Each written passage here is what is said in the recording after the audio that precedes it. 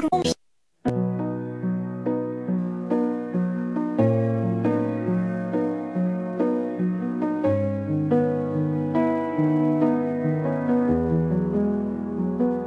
Eis que és formosa, amiga minha. Eis que és formosa. Os teus olhos são como os das pombas entre as tuas tranças.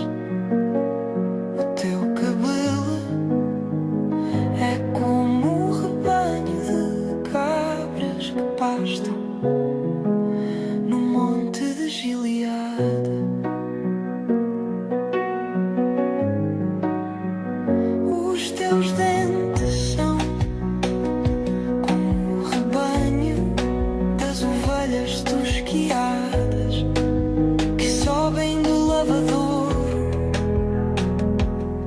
e das quais todas produzem gêmeos, nenhuma é estéril entre elas.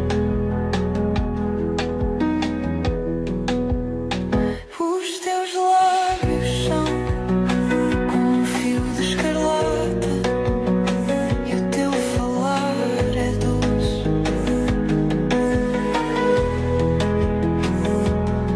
A tua fronte é qual pedaço de Roma entre as tuas tranças.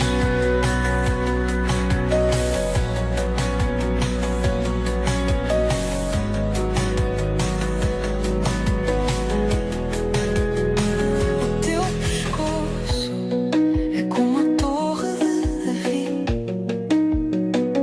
edificada para pendurar armas.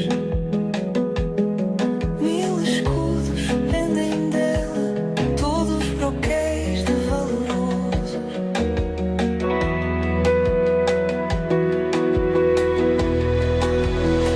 Os teus dois peitos são como dois filhos, gêmeos da gazela que se apacentam entre os lírios. Antes que refresque o dia e caiam as sombras, irei ao monte da mirra e ao alteiro do incenso. Tu és toda formosa, amiga minha, em ti não há mancha.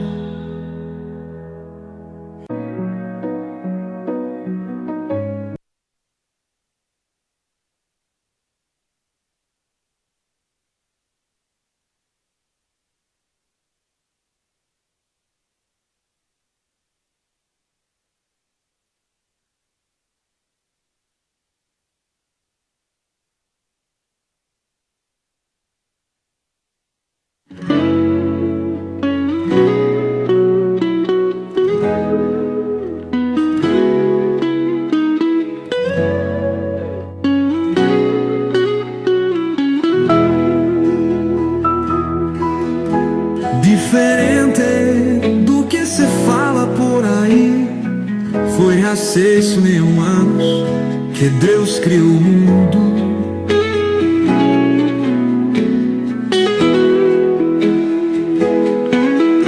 O universo e tudo que neles há,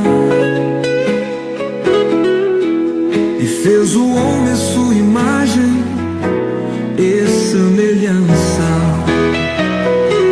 com poder de decidir entre o certo e o errado.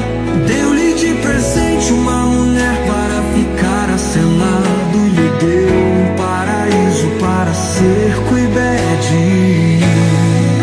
ser feliz, para ser feliz, para ser feliz, para ser feliz, para ser feliz, para ser feliz.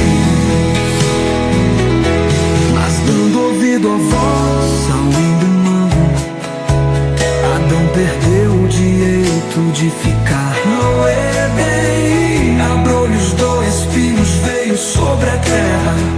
Porém os planos de Deus não podem ser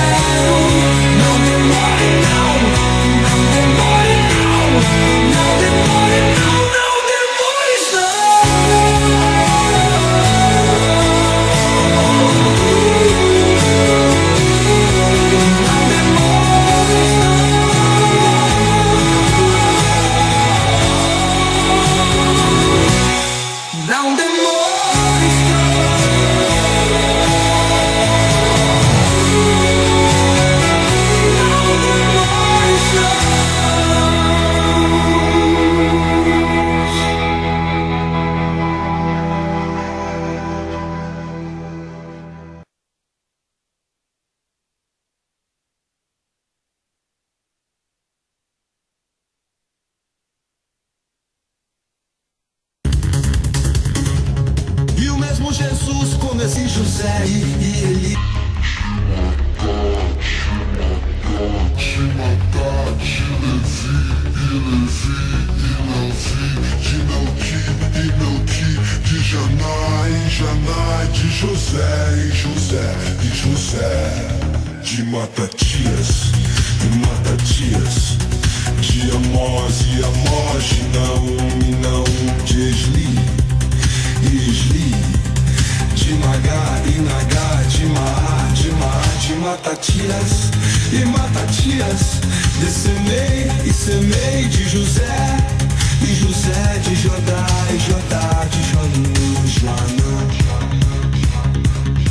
e Joanã, de Reza, de Zorobabel e Zorobabel, de Salatiel e Salatiel, de Neri e Neri, e Norqui, de Adi, de Cozã e Cozã, de Amadã e Amadã, de Leal, de Josué e Josué, de Eliezer, de Jorim e Jorim, de Matate, de Levi e Levi, de Sineel e Sineel, de Judá e Judá, de José e José, de Jonã e Jonã, de Eliakim e Eliakim, de Meleá e Meleá, de Mená e Mená, de Matatá e Matatá, de Natã e Natã, de Davi e Davi, de Jessé, de Obed, de Boaz e Boaz, de Salá e Salá, de Nação e Nação, de Aminadab e Adabé e Admir e Admir, de Ani, Isrom, de Perez, de Judá, de Jacó e Jacó, de Isaac, de Abraão e Abraão, de Tera e Tera, de Naor, de Serug, de Ragaú, de Faleque, de Eber e Eber, de Salá e Salá, de Cainã e Cainã, de Afaxad e Afaxad, de Sem, do Lé e Noé, de Lameque, de Metusalém e Metusalém, de Enoque, de Jared, de Malalel e Malalel, de Cainã, de Enos e Enos, de Sete, de Adão e Adão, de Deus.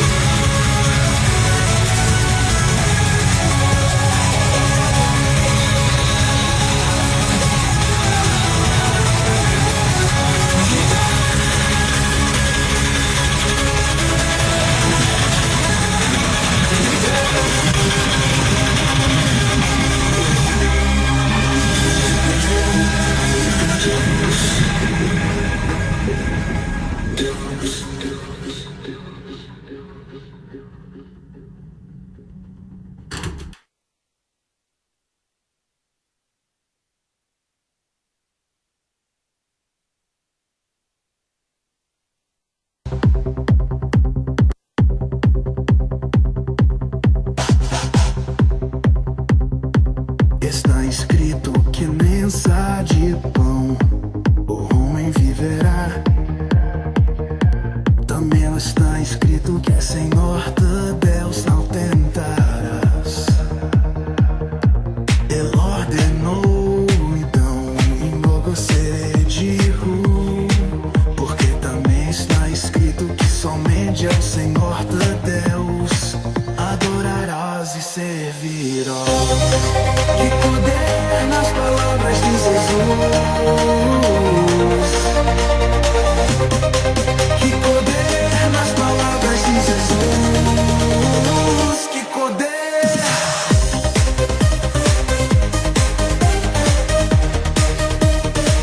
Que poder.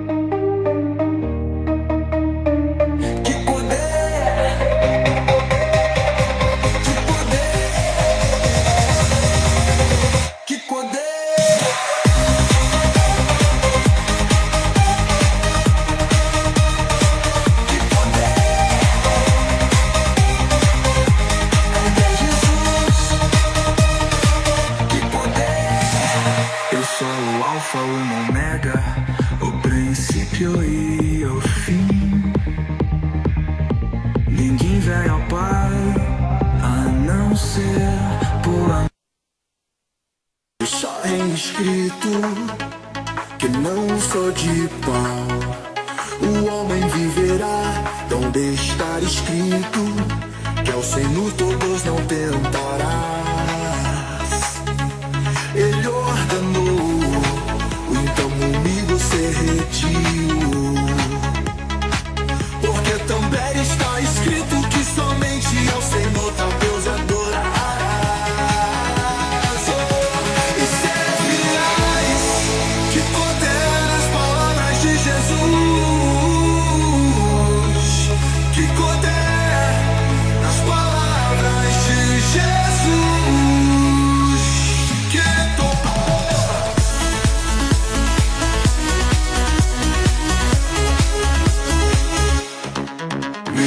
toma minha vida, simplesmente eu adoro. Tenho como de ideia e retomá-la quando quiser, antes que Abel fosse eu sou.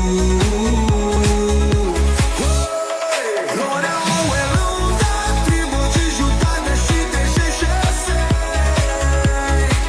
que poder nas palavras de Jesus, que poder nas palavras de Jesus, que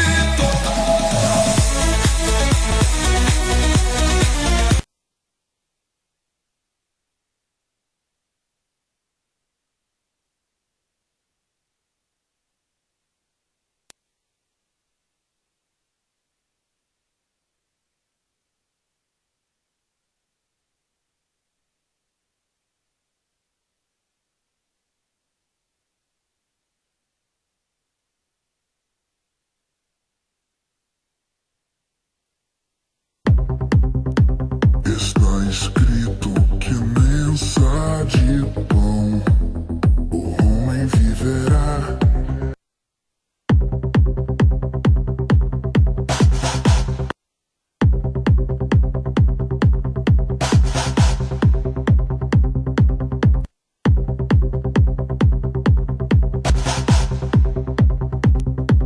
Está escrito que nem só de pão o homem vive. Também está escrito que é Senhor de Deus não tentarás. Ele ordenou, então enlouquecerei de ru, porque também está escrito que somente ao Senhor de Deus adorarás e servirás.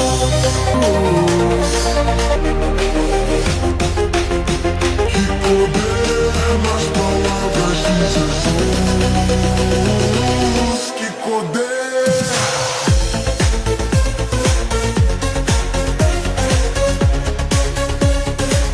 Que poder.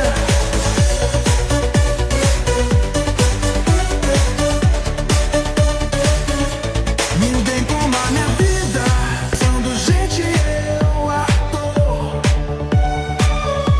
Tenho o poder de falar e retomar quando quiser, antes que Abraão fosse eu sou. Glória ao rei da tribo de Judá, deixa de Jessé. Que poder nas palavras de Jesus.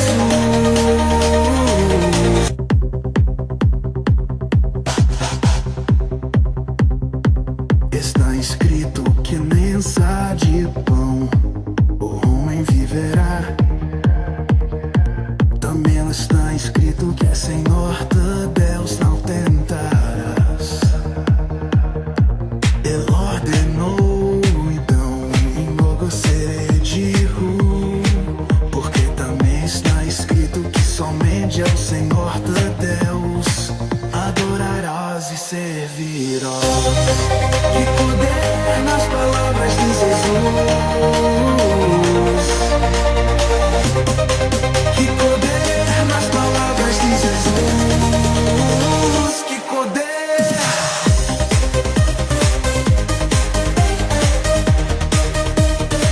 Que poder.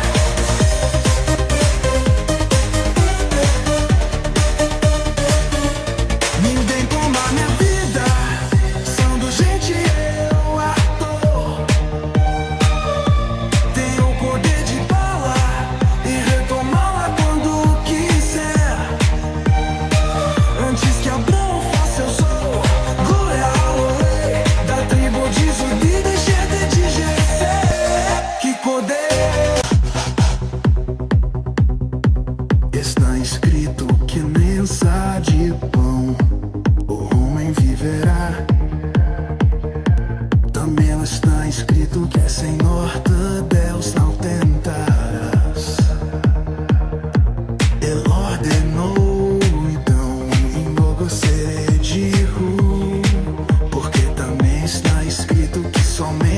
Senhor de Deus, adorarás e servirás. Que poder nas palavras de Jesus. Que poder nas palavras de Jesus. Que poder.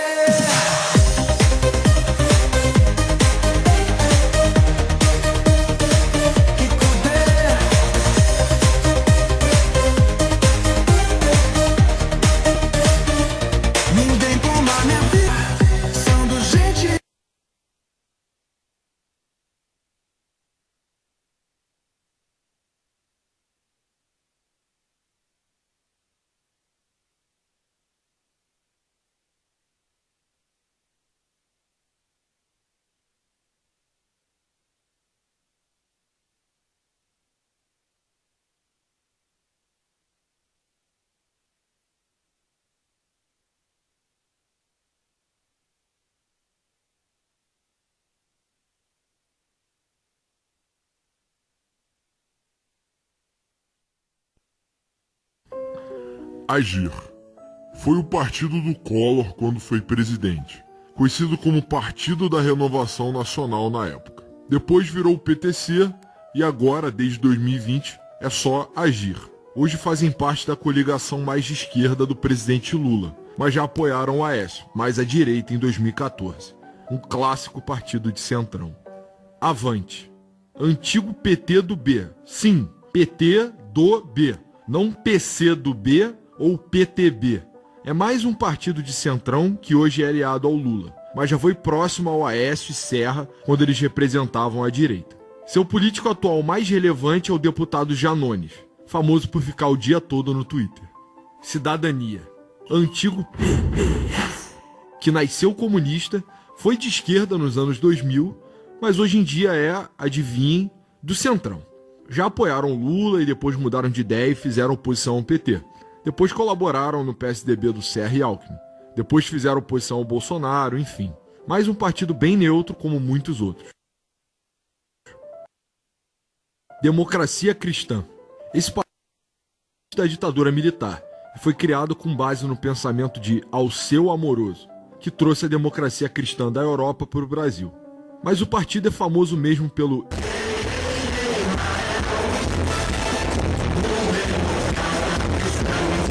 que é o jingle de campanha mais repetido na história da democracia brasileira.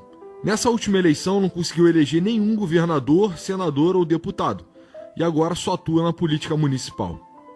Movimento Democrático Brasileiro, MDB, tem suas origens no partido de oposição à ditadura, o MDB, que junto com o Arena eram os únicos permitidos a existir entre 65 e 80. Nesse ano eles ganham o P e viram o PMDB, se tornando o partido do Centrão por excelência e o maior do Brasil pelo número de filiados.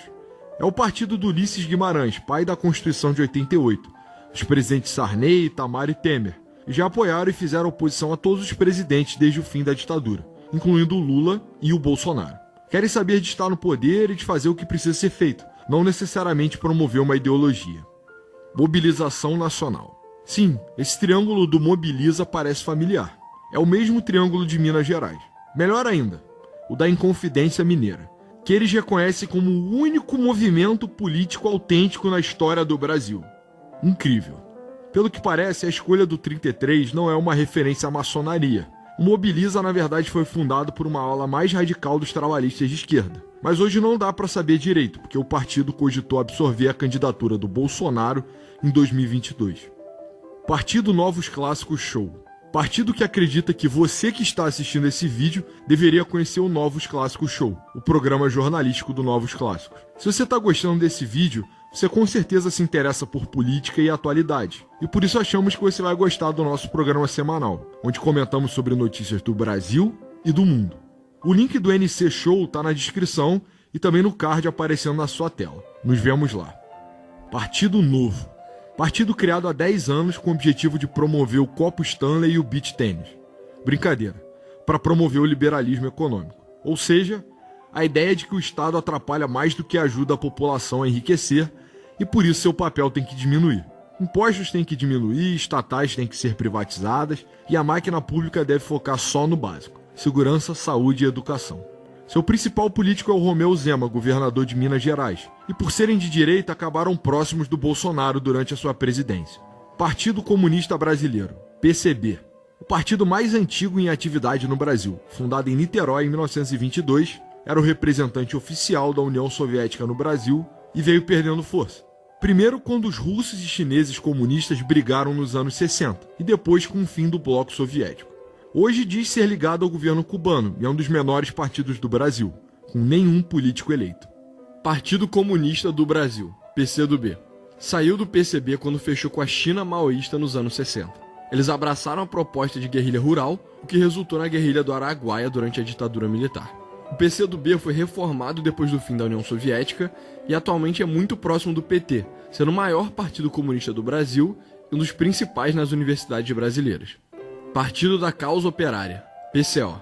É o menor partido do Brasil e ficou famoso na internet por ser um partido tão de esquerda que parece que é de direita. Pois é, ele nasceu de um grupo trotskista expulso do PSTU e hoje não tem nenhum político eleito.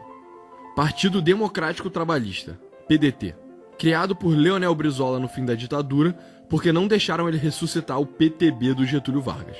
Brizola abraçou a social-democracia, um movimento que visa implementar o socialismo de forma lenta e democrática, e o PDT virou um dos maiores partidos do Brasil em número de filiados. O seu auge foi quando o Brizola ainda estava vivo e o PT ainda não era tão grande, mas mesmo assim, hoje ele ainda tem expressão política relevante e segue tentando emplacar o Ciro Gomes como presidente, junto de um plano de industrialização para o Brasil. Partido Liberal, PL. É o antigo Partido da República, que é filho do Prona, do Enéas e do PL Old School, mas reformulado. Essa união tinha sido um fracasso e o antigo PR virou um partido de centrão, fazendo parte do governo do Lula, Dilma e Temer.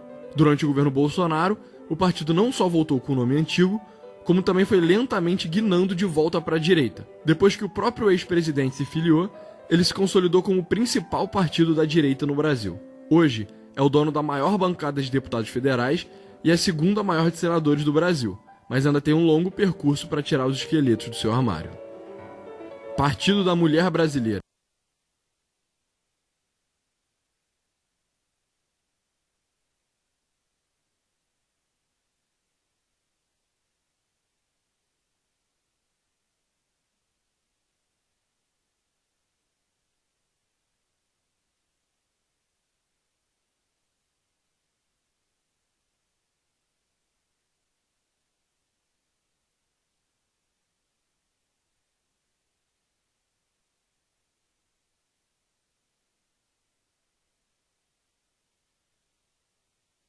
Partido da Mulher Brasileira.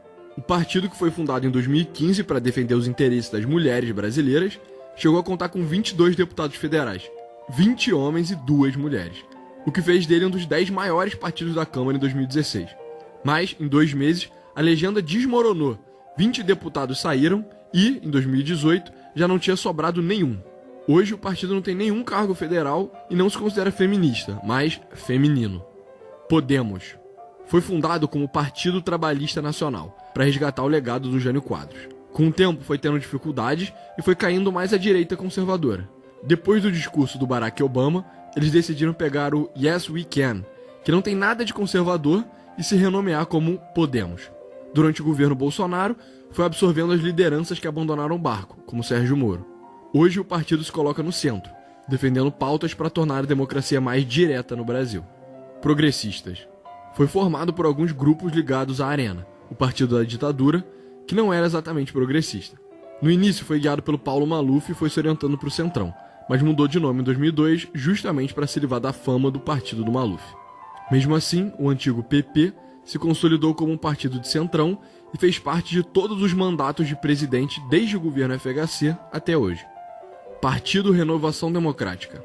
É fruto da união do antigo partido militarista Patriota com o PTB, que já foi o partido do Getúlio Vargas. Parece uma combinação estranha, e realmente é. Essa união foi bem contestada pela turma das antigas do PTB, que tentou impedir a fusão, que aconteceu em 2023. Vamos ver o que essa eleição diz sobre o PRD. Partido Renovador Trabalhista Brasileiro, PRTB. É um partido pequeno que teve alguns minutos de fama porque abrigou o Collor durante os anos 2000 pelas participações do Levi Fidelix nos debates presidenciais. O general Mourão também integrou o governo do Bolsonaro por essa legenda. Hoje, o partido tenta reivindicar a herança política de Jânio Quadros para justificar seu conservadorismo e atrair novos membros. Partido Socialista Brasileiro, PSB. Fundado na ditadura por um grupo de esquerda que não era ligado nem ao Lula, nem ao Brizola. A liderança do PSB ficou por conta da família Arraes, de Pernambuco. Depois, o grupo do Garotinho do Rio de Janeiro tomou conta, mas não foi pra frente. A família Arraes retomou o controle e lançou Eduardo Campos para a presidência em 2014, o que foi o ápice da história da legenda. Mas essa história terminou na tragédia do acidente de avião. Hoje, o PSB integra o governo Lula, sendo o partido do vice-presidente Geraldo Alckmin. Partido Social Democrático, PSD. O PSD é um dos grandes partidos do centrão do Brasil. É uma alternativa ao PMDB para muitos políticos. Ele tem um estatuto interno muito flexível e poucas pautas fixas, o que permite que vários grupos diferentes existam dentro dele sem brigar. Participou de todas as presidências e hoje tem a presidência do Senado e o maior número de senadores, 2 governadores e a 5ª maior bancada de deputados federais. Partido da Social-Democracia Brasileira, PSDB. Nascido de uma briga dentro do PMDB, que passou a ser considerado um partido vendido ou infiltrado por políticos conservadores. O PSDB nasceu com um bom quadro técnico na economia e com um viés progressista social forte. Conseguiu fazer seu nome dentro do governo do Itamar Franco, graças ao Plano Real, e conseguiu alcançar a presidência com o FHC. Depois passou a representar a oposição ao PT, durante os anos de Lula e Dilma, mas não foi eficaz e acabou perdendo o protagonismo da política nacional para o Bolsonaro. Hoje já não carrega o mesmo peso, mas ainda é um partido forte, com governadores, senadores e deputados federais. Partido Socialismo e Liberdade, PSOL. Era um grupo mais ideológico de esquerda que saiu de dentro do PT quando o governo Lula passou a reforma da Previdência em 2003. E depois ganhou mais membros ainda com a denúncia do Mensalão. O PSOL é muito eclético, tem grupos democráticos e revolucionários. Mesmo com a origem que teve, ele ainda vive entre a tensão de fazer o seu próprio caminho na esquerda e ser linha auxiliar do PT. Partido Socialista dos Trabalhadores Unificado, PSTU. É um micropartido comunista ligado à corrente morenista do trotskismo e que foi expulso do PT em 1992. Não tem nenhum político eleito, mas é ligado a vários sindicatos. Partido dos Trabalhadores, PT. Nasce em 1980 no Sindicato de São Paulo, com Lula sendo uma liderança desde o começo. Começaram mais radicais de esquerda, o que fez eles perderem eleições na década de 90. Aí, em 2002, o Lula resolve ficar mais paz e amor, dá uma diminuída no discurso socialista, se alia a alguns empresários e ao centrão e finalmente consegue governar por 14 anos, até a Dilma sofrer seu impeachment. Hoje eles voltaram para o poder e focam em usar o Estado para desenvolver setores da economia que julgam ser importantes, em ajudar a população mais pobre diretamente, com programas sociais. É o maior partido de esquerda, mas é bastante pragmático. Partido Verde, PV. O PV foi inspirado nos partidos ambientalistas da Europa, juntando pautas sociais e de igualdade econômica com a defesa ao meio ambiente. Seu grande nome foi Marina Silva, que conseguiu quase 20 milhões de votos para presidente em 2010, mas com o tempo foi perdendo relevância. Hoje ainda tem deputados federais, mas seu membro mais famoso ainda é o seu fundador, o Fernando Gabeira, que aparece na Globo. Rede e Sustentabilidade. A Rede foi literalmente um partido fundado pela Marina Silva para, nas suas palavras, não ser nem de direita nem de esquerda, mas avançar o estágio da democracia no Brasil. Ela se lançou à presidência em 2018 pela Rede, mas não performou bem. Hoje ela integra o governo do Lula, mas a Rede vem crescendo pelas suas pautas ambientalistas, pelos direitos humanos e pelos seus mecanismos de democracia interna, e já tem prefeitos e deputados. Republicanos. O Republicanos foi fundado como Partido Municipalista Renovador, por ministros da Igreja Universal do Reino de Deus. Logo mudou de nome e acompanhou o PT por anos até o impeachment da Dilma. Desde 2016 assumiu a sua posição conservadora socialmente e hoje é um dos partidos grandes do Brasil, com 4 senadores e 42 deputados federais, ainda sendo muito ligados a igrejas evangélicas. Solidariedade. Esse é um verdadeiro partido do Centrão, muito ligado ao líder sindical Paulinho da Força, que ganhou mais força depois de incorporar o antigo PROS. Ele tá lá na Câmara fazendo jogo político e hoje integra o governo Lula, depois de 8 anos na oposição. União Brasil. É filho da união de 2 partidos grandes da direita, o antigo DEM, liberal conservador, e o PSL, um partido liberal clássico que tinha absorvido o Bolsonaro e seus apoiadores, formando assim um gigante político no Brasil. Mas esses grupos tinham poucas coisas em comum e a ala bolsonarista saiu. Hoje, mesmo tendo raízes na direita, União Brasil faz parte do governo do Lula, 2 ministérios e vai se aproximando cada vez mais do centro. Unidade Popular, UP. O segundo menor do Brasil e o mais novo, filho do Partido Comunista Revolucionário. A UP conseguiu mais de 400 mil assinaturas e se tornou oficial. Agora recebe R$1.200.000 a cada ciclo eleitoral por conta do fundo partidário. É mais um partido comunista, mas com viés mais próximo de pautas raciais e mais ligado a movimentos sem teto. Fala aí, pessoal, muito obrigado se você assistiu até aqui, curte o vídeo, né? E eu vou te dar mais uma chance para se inscrever no Novos Clássicos Show, o link tá na descrição. E se inscreve nesse canal porque terça-feira a gente não vai fazer uma tier list, mas a gente vai fazer um modelo novo de discussão mais longa, então se inscreve para não perder a surpresa. Valeu! Valeu!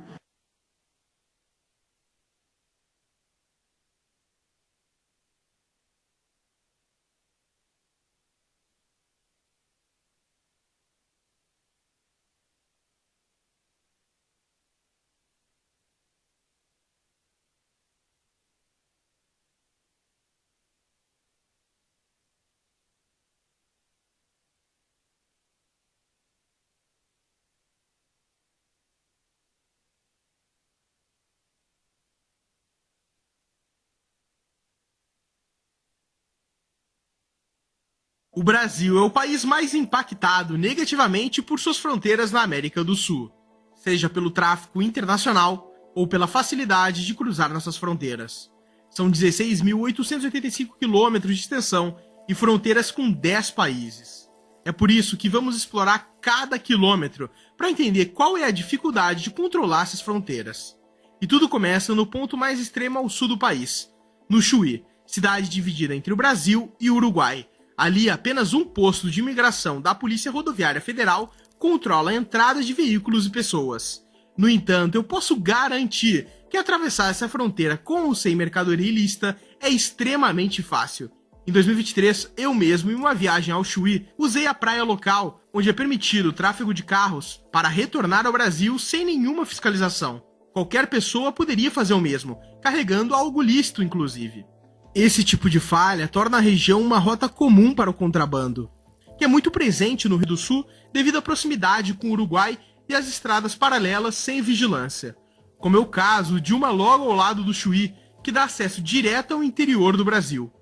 Essas condições se repetem ao longo de toda a fronteira do sul ao norte do país, dificultando o controle das fronteiras e a facilidade de entrada de qualquer coisa, inclusive não só por terra, mas também por água, já que a presença de grandes corpos d'água, como é o caso da Lagoa Mirim, a fiscalização é praticamente zero. Isso se repete em outros locais pelo Brasil, como a Laguna entre o Brasil e o Paraguai e a Laguna Marfil entre o Brasil e a Bolívia. É muito grande, o que dificulta a imunização. E olha que só legislativo municipal. Ele não é um administrador como um prefeito, e nem ter autoridade fora do seu município, como um deputado estadual. A obrigação dele é fiscalizar as decisões do prefeito e elaborar propostas de lei. Os temas em que os vereadores podem se envolver são aprovação das contas do município, saúde e educação municipal, linhas de transporte e impostos do município. Se um vereador fizer campanha prometendo mexer na polícia militar ou diminuir o imposto de renda, saia de perto, porque ele não pode fazer isso. Ele é só um mentiroso. Deputado estadual. Ele tem uma ação muito parecida com a do vereador, porque ele também faz parte do poder legislativo, só que na esfera estadual. Qualquer brasileiro, sem problema com a justiça eleitoral, filiado a um partido e com mais de 21 anos, pode virar deputado. A quantidade de deputados varia com o tamanho da população, indo de 24 nos estados pequenos até 94 em São Paulo. Além de fiscalizar o governador e suas contas, o papel do deputado estadual é fazer leis sobre assuntos de autoridade estadual, como os hospitais, o piso do salário mínimo, o comando da polícia militar e civil, as escolas e faculdades. E já que os estados são grandes, o deputado é quem faz o governador não esquecer da sua região, lembrando ele das suas demandas, como obras e outros investimentos. Deputado federal. Mais um para a turminha do legislativo. Mas diferente dos outros, ele tem que dividir a sua responsabilidade legislativa, a federal, com o senador, sendo a única esfera que faz sentido votar ideologicamente. Deputados criam as leis mais importantes sobre gastos e impostos, determinam os crimes e suas punições, dão dinheiro para os governadores e prefeitos e principalmente podem mudar a Constituição. Além disso, eles limitam os poderes do presidente, não só aprovando suas decisões, mas também começando os impeachments. Mesmo com esses poderes, na prática, o deputado tem pouca força no governo, já que o Brasil é um país hiperpresidencialista. Ou seja, o grosso da autoridade fica com o executivo federal. Os deputados tentam fortalecer seu poder de articulação, se organizando em bancadas com ideais comuns, como a bancada do boi, da bala e dos sindicatos. Dado que esses grupos conseguem travar a agenda legislativa do presidente, os deputados costumam negociar cargos e verba em troca de apoio na Câmara. Senador. A dupla do deputado federal, mas tem uma diferença. O Senado é a Câmara Legislativa Premium, mais madura, moderada. Enquanto a quantidade de deputados por estado é proporcional à população, no Senado, todos são iguais, com 3 senadores cada. Ou seja, no Senado, os debates não representam o povo, eles representam os estados. Os senadores também têm poder para vetar leis ou gastos públicos aprovados pelos deputados e pelo presidente, se formarem uma maioria. Os senadores também são eleitos de uma forma diferente, com mandatos de 8 anos e com um candidato só por partido, sendo que quem ganha mais votos entra, sem segundo turno. Os senadores também mantêm em xeque os outros poderes, julgando o impeachment do presidente e iniciando o impeachment dos juízes do STF. Suplente. Já pensou o que ia acontecer se o seu querido deputado, senador ou vereador morresse? Pois é, ou se ele fosse cassado, renunciasse, entrasse de licença médica. Muita coisa pode afastar um político do seu cargo, e nesse caso, ele vai ser substituído por um suplente. Para os vereadores, deputados estaduais e federais, os suplentes são os candidatos, dentre os que não se elegeram, que tiveram o maior número de votos. Primeiro assume o que teve mais votos, depois o segundo, criando uma lista de espera dentre os candidatos do mesmo partido. No caso do senador é diferente, porque ele é eleito numa chapa já com seu suplente. Então, na hora de votar para senador, vale a pena dar uma olhada em quem ele vem arrastando junto. Vai que acontece alguma coisa. Prefeito. É o chefe do executivo no município, ou seja, quem gasta o dinheiro dos impostos e implementa as leis, mas só as municipais.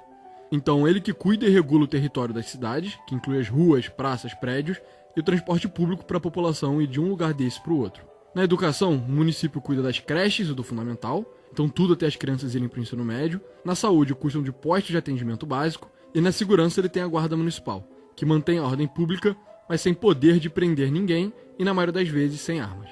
Os impostos que financiam essa festança são o IPTU, o ISS e o ITBI. Governador. É o chefe do executivo do estado, então é bem parecido com o prefeito, só que manda em muito mais gente e tem mais poder. Ele manda na Polícia Militar, que executa operações e combate o crime diretamente, e na Polícia Civil, que investiga os crimes, além de construir e operar presídios.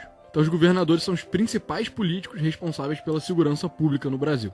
Na saúde, ele opera os hospitais, que fazem atendimentos complexos, e na educação cuida do ensino médio e possivelmente o de universidades estaduais, como a USP e a UERJ. Fora isso, ele cuida das estradas, dos aeroportos, do saneamento, do Detran. Os impostos que financiam isso tudo são o ITCMD, o ICMS e o IPVA, mas boa parte da sua verba também é repassada pelo governo federal, então é bom que ele se dê bem com o próximo cara. Presidente. O homem mais poderoso do Brasil. É o líder do Executivo Federal e chefe de Estado brasileiro, representando a soberania do país. O que ele faz? Basicamente, pega tudo que o prefeito e o governador não mandam e acaba caindo para ele. Primeiro, ele que faz a política externa, representando o Brasil no exterior e assinando tratados. Internamente, ele é o responsável pelas maiores obras de infraestrutura, pelas principais estatais, pelas agências reguladoras e por ditar as diretrizes e o orçamento para as áreas de educação e saúde. Então, quem é o responsável final por proteger o meio ambiente? O presidente. Pela Petrobras? O presidente. Pelo Ministério da Educação? O presidente. Ele ainda trabalha junto com o Congresso para alterar os principais programas sociais, como a Previdência e o Bolsa Família, as leis trabalhistas, como o salário mínimo e outras políticas públicas. O presidente ainda aponta os líderes do Exército, da Polícia Federal, do Supremo Tribunal Federal e o presidente do Banco Central. Tirando asfaltar a sua rua e mandar no Detran, o presidente influencia tudo que o Estado faz no Brasil. E esse poder todo é financiado principalmente pelo imposto de renda. Vice. É um clube criado em 1898 que joga no estádio de São Januário. Brincadeira. Os chefes do executivo de cada esfera, federal, estadual e municipal, cada um tem um vice, que assume seu cargo temporariamente enquanto esse viaja ou está doente, ou permanentemente, caso ele sofra impeachment ou morra. Enquanto isso não acontece, pode ocupar um ministério ou secretaria, ou ser um articulador político nacional ou internacional, para levantar apoio para o seu chefe. Ministro. É um cara apontado pelo presidente para mandar no ministério. Ou seja, ele vai ser o representante do presidente para implementar suas políticas públicas numa área. na educação, na saúde, na economia e em muitas outras. Então, por exemplo, o ministro da Fazenda cuida de várias secretarias e conselhos sobre política econômica, monetária, impostos, da CVM, da Casa da Moeda, da Caixa e do Banco do Brasil. O ministro da Educação cuida da distribuição de dinheiro e a determinação de currículos para escolas e universidades do Brasil. Além disso, os vários ministérios têm equipes técnicas que apoiam o Congresso na elaboração de leis para as suas áreas, como o Ministério da Fazenda apoiando a reforma tributária. Secretário. É como um ministro, só que do governo estadual ou municipal. Literalmente faz as mesmas coisas, só que com menos orçamento, menos poder, influenciando só um estado ou município, ao invés do Brasil todo. Presidente do Banco Central. É indicado pelo presidente do Brasil e lidera o Banco Central, então é parecido com o ministro, só que de um órgão diferenciado. O Banco Central regula os outros bancos, empresta dinheiro para eles caso precisem, gere as reservas nacionais de dólar e ouro e, talvez o mais importante de todos, faz a política monetária do país, ou seja, controla a quantidade de dinheiro em circulação e a taxa básica de juros. Isso influencia a economia do Brasil de muitas formas, impactando a inflação, o crescimento do PIB, crises e o custo da dívida pública, o que faz o presidente do BC ser um dos homens mais influentes na economia do Brasil. Procurador-Geral da República. É um cargo autônomo, mas que é escolhido pelo presidente e aprovado pelos senadores. O líder da PGR é o líder do Ministério Público Federal, ou seja, um cargo muito importante, porque ele é o grande fiscal da Constituição, podendo entrar com processos para derrubar leis que não sejam constitucionais e processar qualquer um que desrespeite o direito dos cidadãos. O procurador também é uma grande ferramenta para combater a corrupção, porque é ele quem abre as investigações se receber uma denúncia, além de acompanhar a polícia para garantir que eles estão agindo conforme a lei. Advogado-Geral da União. Esse é o advogado responsável por defender o governo federal na justiça, além de prestar assessoria jurídica às ações do executivo. Acaba que a AGU se envolve em todo tipo de tema, por exemplo, representando as famílias afetadas na tragédia de Mariana, mas também cobrando dívida dos cidadãos que não pagam imposto de renda. O presidente pode nomear quem ele quiser, só que geralmente os membros desse órgão fazem uma lista com 6 nomes e daí o presidente escolhe um deles. Ministro do STF. Muitas vezes pode parecer o cargo mais poderoso do Brasil, mesmo precisando de uma nomeação do presidente para entrar. Essa é a instância mais alta do poder judiciário no país e dá a palavra final nos processos mais importantes do Brasil, incluindo de políticos, além de ser o grande guardião da Constituição de 88, vetando leis que consideram inconstitucionais. Pela natureza da nossa justiça, os ministros ficam sobrecarregados e acabam opinando em todo tipo de assunto, recebendo 80 mil processos só em 2023. Cada ministro também acaba sendo especialmente poderoso porque, já que seria impossível ter opinião de todos em tantos processos, mais de 80% dos casos são decididos por um juiz sozinho. É bastante poder para um homem só.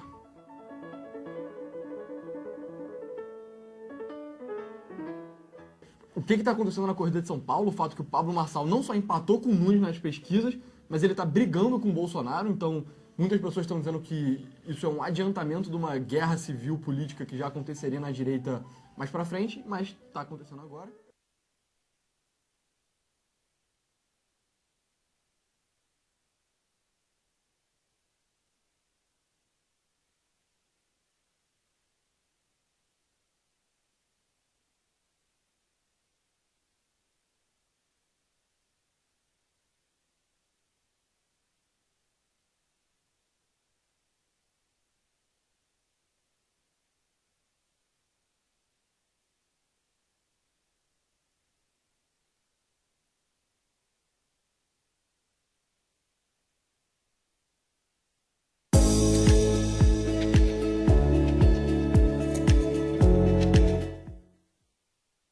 Aproveite a alta da Selic e mais chances de fazer o seu patrimônio crescer. Descubra como aqui. Após 33 anos do evento da Guerra Fria, duas potências mundiais estão novamente em um clima de tensão constante: China e Estados Unidos. Apesar da distância de ambos os países ser de aproximadamente 9.600 quilômetros, a sua rivalidade está mais perto do que nunca. Uma espécie de barreira militar em forma de arco foi formada ao redor do país chinês. Divididos basicamente pelo Mar da China Meridional, em uma distância média de aproximadamente 1.360 quilômetros, onde se encontram bases militares americanas no Pacífico. Esse caso está caminhando para uma verdadeira Guerra Fria sobre o mar. Mas, ao contrário da Guerra Fria, esta tensão poderia realmente ocasionar um conflito. Se isso ocorrer, Japão, Coreia do Sul, China e Estados Unidos estão diretamente ameaçados. Os Estados Unidos estão neste momento instalando bases militares em diversas ilhas do Indo-Pacífico. Guam é um exemplo, território americano no Oceano Pacífico, localizado a cerca de 2.500 quilômetros da costa chinesa, com a base militar de Anderson Air Force Base, uma importante base aérea para a projeção de poder dos Estados Unidos na região. É uma das mais militarizadas fora da América do Norte. A ilha contém cerca de 6.000 militares americanos. Já o Japão, apesar de ser um forte parceiro comercial da China, também está sendo fortemente militarizado pelos Estados Unidos. Então vamos mapear essas ilhas. A sudoeste de Tóquio, na região de Kanagawa, está localizada a base naval de Yokosuka. É uma das maiores bases navais dos Estados Unidos fora do seu território e a maior localizada no Pacífico Ocidental, ocupando cerca de 800 hectares de área, contendo mais de 18 mil militares. Localizada no Mar da China Oriental está a ilha de Okinawa. Sua base militar é a de Kadena Air Base, sendo frequentemente referida como Pedra Angular do Pacífico. É outra base aérea localizada a 650 km da China, a qual há mais de 20 mil membros a serviço americano. As bases de Misawa e Yokota também entram nessa lista e chegam a 17 mil militares americanos, casos somadas. Algo parecido que acontece com o Japão também ocorre na Coreia do Sul. Os americanos também implantaram bases militares em território coreano, sendo elas 8 bases ativas. As bases aéreas de Osan e Kunsan e os campos Humphrey, Carroll, Casey, Red Cloud e Henry, que ao todo totalizam cerca de 28.500 militares americanos.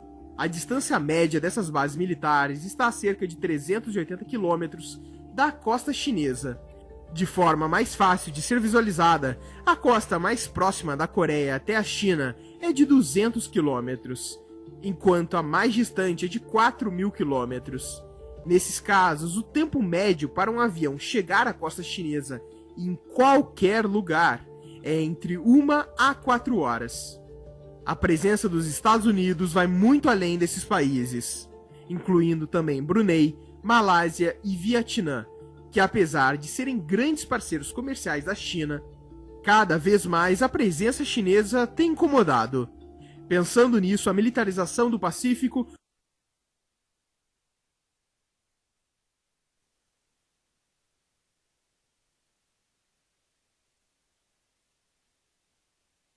política e de governo por uma crise econômica, corrupção. Deodoro da Fonseca foi o general que deu o golpe no Império e proclamou a República. Logo depois, ele foi eleito presidente, mesmo sem entender nada de política e de governar. O Brasil passou por uma econômica, corrupção generalizada e acabou fechando o Congresso. Deodoro só não virou um ditador porque foi forçado a desistir por uma revolta da Marinha. Floriano Peixoto era vice de Deodoro e, ao invés de seguir a lei e convocar novas eleições, resolveu ficar. Ficou conhecido como Marechal de Ferro, porque ele foi extremamente brutal combatendo revoltas separatistas no Sul. Ele estabilizou a República e deu o próprio nome para a capital de Santa Catarina, mas não fez nada pela economia. Prudente de Moraes foi o primeiro presidente que representava os produtores de café e era odiado pelos militares que perderam o poder. Foi um grande diplomata, mas aumentou o endividamento externo do Brasil e foi humilhado na revolta de Canudos, no Nordeste. Como a maioria dos presidentes da República Velha, também não fez muito pelo povo ou pela economia. Campos Salles foi quem criou a política do café com leite, que era a troca de favores entre o governo federal e os estados, principalmente São Paulo e Minas Gerais. Além disso, estabilizou o país e renegociou a dívida com a Inglaterra, aumentou impostos, cortou gastos e terminou o mandato sendo odiado pelo povo. Sem dúvidas, o presidente mais influente da República Velha. Rodrigues Alves transformou o Rio de Janeiro na cidade maravilhosa com as suas grandes obras e anexou o Acre diplomaticamente. Tinha fama de dorminhoco e realmente não fez muito além disso. Afonso Pena tentou integrar a Amazônia e o interior do Brasil com ferrovias. Ele controlou a inflação quando adotou o padrão ouro para a moeda, incentivou a imigração de alemães e italianos e trouxe a primeira leva de japoneses para o Brasil. Além disso, modernizou as Forças Armadas, mas morreu antes do fim de seu mandato. Nilo Peçanha foi o primeiro presidente negro do Brasil. Terminou o mandato e garantiu que os paulistas iriam continuar no poder. Hermes da Fonseca foi um carniceiro combatendo a revolta da Chibata e fez um grande esforço militar para diminuir o poder dos governos estaduais. Também começou a aproximar o Brasil dos Estados Unidos e renegociou a dívida externa. Venceslau Braz governou durante anos de grandes crises no Brasil e no mundo, com a epidemia de gripe espanhola, uma greve geral em 1917 e a entrada do Brasil na Primeira Guerra Mundial. O lado bom é que, como a Europa estava em guerra e não conseguia exportar os produtos de suas fábricas, o Brasil foi obrigado a começar a se industrializar. Delfim Moreira. Rodrigues Alves tinha sido eleito novamente, mas morreu de gripe espanhola. Ele entrou só para convocar novas eleições. Epitácio Pessoa. Teve um governo muito instável por causa de insatisfações dos tenentes das Forças Armadas e pelas greves dos comunistas. Se envolveu em polêmicas sobre raça e, no fim, brigou com os políticos de São Paulo, gerando uma nova crise na política do café com leite. Arthur Bernardes. Eleito com um clima tenso, teve que lidar com mais revoltas dos tenentes do Exército e lidar com o Rio Grande do Sul, que já mostrava uma nova alternativa para a política do café com leite. Ele já acreditava que o Brasil precisava se industrializar definitivamente, mas não conseguiu fazer nada por causa das crises no seu governo. Washington Luiz teve um governo marcado por mais brigas com os tenentistas e pelo rompimento entre as elites de São Paulo e Minas Gerais. De brinde, ainda ganhou a crise de 29 no seu mandato, a maior crise econômica da história da humanidade. Para fechar o fiasco, rompeu com a política do café com leite de vez, tentando tomar o poder todo para São Paulo. Resultado? Getúlio Vargas. Ele veio de cavalo lá dos Pampas Gaúchos para encabeçar o golpe de 1930, que aconteceu porque ninguém aguentava mais os paulistas mandando na presidência. Primeiro, ele prometeu que ia ficar só 2 anos, mas depois emendou o mandato de presidente, onde criou os direitos trabalhistas e acabou de vez com a autonomia dos estados. Getúlio fez de tudo para ser idolatrado pelo povo brasileiro e conseguiu. Em 1937, ele deu um golpe em si mesmo e virou ditador, aproveitando para industrializar o Brasil com uma mão bem pesada do Estado e tomando bastante dívida com o exterior. Depois, a Segunda Guerra Mundial estourou e o regime foi ficando cada vez mais autoritário, até que quando o exército voltou, ele ameaçou dar um golpe. Aí, o Getúlio preferiu sair para os Pampas por conta própria, mas prometeu que ia voltar. Dutra era candidato do exército e o Getúlio foi obrigado a apoiar. Dutra aproximou o Brasil dos Estados Unidos e começou a construção da estrada que liga o Rio até São Paulo, e que agora tem o nome dele. De resto, ele foi liberal na economia, facilitando o comércio exterior e a industrialização. Getúlio Vargas. Ele falou que ia voltar e voltou mesmo. Algumas pessoas tinham medo de que ele fosse virar ditador de novo, que fez seu governo ser tenso. De destaque, Getúlio criou a Petrobras e o BNDES, mas as acusações de corrupção e a perseguição contra seus adversários levaram esse governo a um fim trágico. Antes que tirassem ele, Getúlio se tirou dessa para uma melhor. Café Filho, primeiro presidente protestante e ex-goleiro profissional. Tentou conciliar as facções do Brasil e diminuir a inflação, que já estava muito alta, mas falhou em tudo. Juscelino Kubitschek foi imortalizado pelo lema dos 50 anos em 5, prometendo industrialização e prosperidade. De fato, o início do seu governo foi de muita euforia, com o projeto de mudar a capital do Rio de Janeiro para Brasília. Mas o aumento sem noção dos gastos com obras fez a inflação estourar de vez. O Brasil foi campeão do mundo finalmente, e o povo amou Juscelino. Mas essa felicidade durou pouco. Jânio Quadros foi eleito para acabar com a corrupção.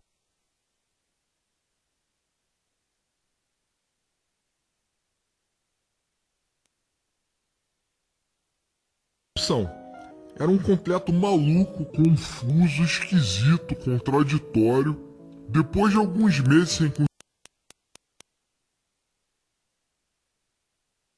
conseguir fazer nada, ele achou que se ameaçasse sair para dar lugar a um getulista, as pessoas iam implorar para ele voltar. Resultado, saiu da presidência e ninguém sentiu falta. João Goulart, o tal getulista que estavam evitando. Jango fez exatamente o que disse que ia fazer. Implementou políticas de distribuição de renda e não deu muita importância para a crise econômica. Resultado, os militares, com o apoio dos Estados Unidos, afastaram ele do poder e deram início ao que nós conhecemos como ditadura militar. Castelo Branco foi o primeiro ditador do regime militar.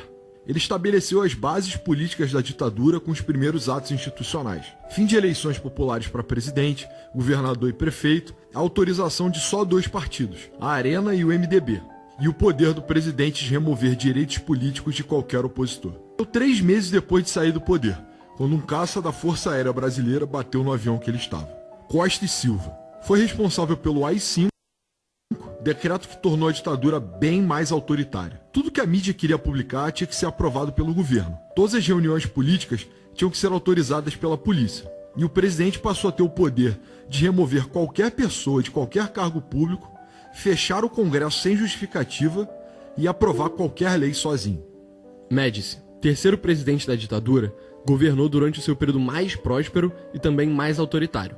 A economia passou pelo milagre brasileiro, em que o PIB cresceu 11% por ano, impulsionado por maioria das mortes e torturas da ditadura. Aconteceu durante o seu governo. Ernesto Geisel. Diferente de Médici, Geisel se dedicou à abertura política, diminuindo o autoritarismo e começando o processo de redemocratização. Ele acabou com o AI-5, combateu os militares linha dura,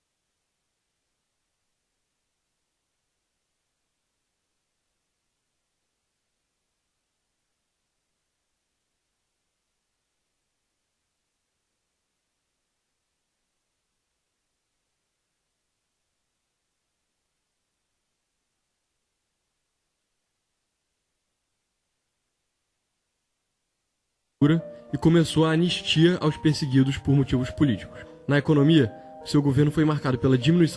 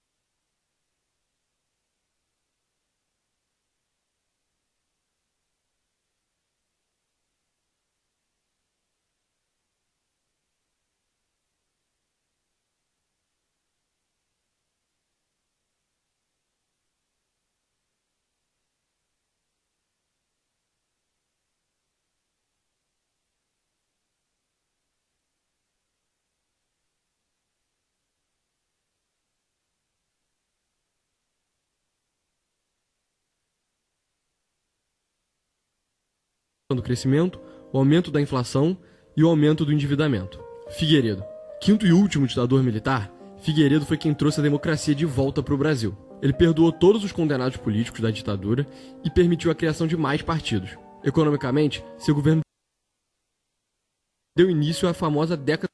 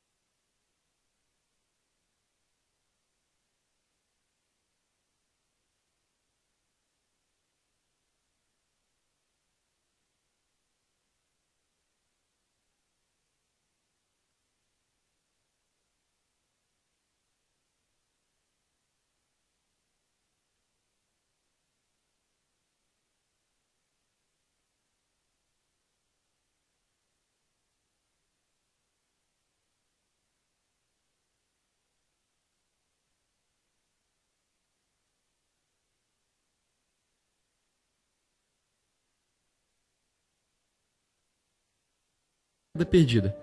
Crescimento do PIB per capita, com grande aumento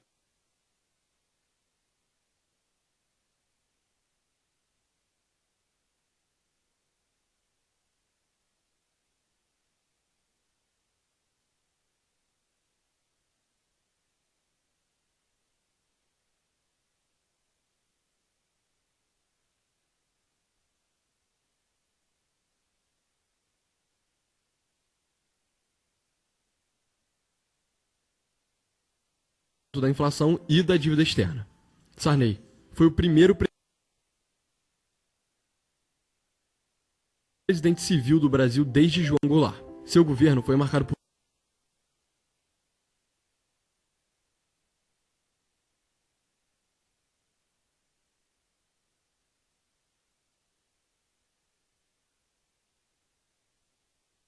por duas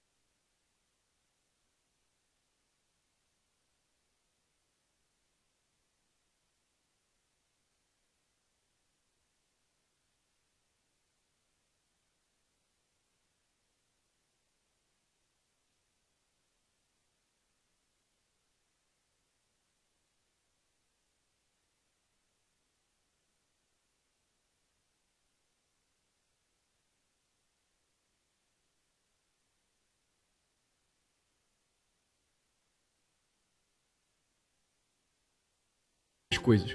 O fortalecimento de ideias de esquerda na sociedade, que tinham ficado muito tempo reprimidas durante a ditadura, e a aprovação da Constituição de 88, que é a que está em vigor até hoje. Além disso, ele tentou umas formas doidas de diminuir a inflação, como congelamento de preço, que fracassaram, fazendo ela chegar a 2.000% ao ano em 1989. Fernando Collor, queridinho da sua avó, foi o primeiro presidente eleito diretamente pelo povo depois da ditadura. Continuou a tradição do Sarney de tentar abaixar a inflação de formas burras, chegando até a confiscar a poupança dos brasileiros, o que foi um fracasso total. Isso deixou ele muito impopular, o que levou a seu impeachment por corrupção em 1992, deixando o cargo para o seu vice, Itamar Franco. Fez um plebiscito em que os brasileiros puderam escolher entre presidencialismo, parlamentarismo e monarquia constitucional. Para tristeza dos adolescentes de hoje em dia, a monarquia perdeu e o povo escolheu ter um presidente. Também foi durante o seu mandato que o Plano Real acabou com a hiperinflação, usando técnicas econômicas ortodoxas. O ministro da Fazenda que fez esse milagre ficou tão popular que acabou ganhando a próxima eleição, Fernando Henrique Cardoso. Ele continuou implementando o Plano Real, permitiu a reeleição para presidente e ficou famoso por implementar políticas econômicas liberais, como facilitar a entrada de empresas estrangeiras e a privatização de várias estatais, como os bancos estaduais, as empresas de telefonia e de energia. Lula foi eleito porque o Brasil cansou do liberalismo. Lula começou bem tímido o seu governo, se mantendo firme à política econômica moderada do FHC. Com o preço da soja e do ferro super altos por conta do crescimento explosivo da China, o Brasil foi ficando rico. E o Lula aproveitou para ficar mais ousado, criando e expandindo programas sociais e a mão do Estado na economia. Com a crise de 2008, Lula apostou ainda mais no gasto do governo, o que deu certo para o Brasil continuar crescendo, pelo menos até o seu governo acabar. Dilma foi eleita pela imensa popularidade do Lula e redobrou a aposta em políticas intervencionistas. A economia começou a dar sinais de falha, até que ela fracassou totalmente em 2015, dando início à maior crise econômica da história do Brasil. Isso, misturado com as investigações por corrupção que o PT estava passando, não tinha como a Dilma continuar, e ela também passou por um impeachment. Michel Temer. Pode chamar o cara de vampiro ou de golpista, mas o cara, além de ser muito bem casado, conseguiu resolver a crise política e econômica que o Brasil estava passando. Conseguiu estabilizar e liberalizar a economia, fazendo um governo sem grandes sustos. Jair Bolsonaro. O herói de todo tiozão do pavê, o Bolsonaro foi eleito como símbolo do fim dos governos petistas. Se vendeu como anticorrupção, prometeu moralizar a política e a sociedade, além de combater o crime. No fim, ele fez reformas econômicas importantes, mas avançou muito pouco nas suas promessas de governo por conta da pandemia e da dificuldade de articulação política. Os últimos dias de seu governo ainda foram bastante controversos, mas ainda é cedo para falar sobre isso. Lula. Oh shit, here we go again. Para, não sai ainda não. Já a gente vai postar uma tier list ranqueando todos os presidentes do Brasil. Vai sair aqui no canal terça-feira, agora dia 5, então se inscreve para não perder. Dá um like se você curtiu o vídeo e obrigado por assistir até agora. Valeu!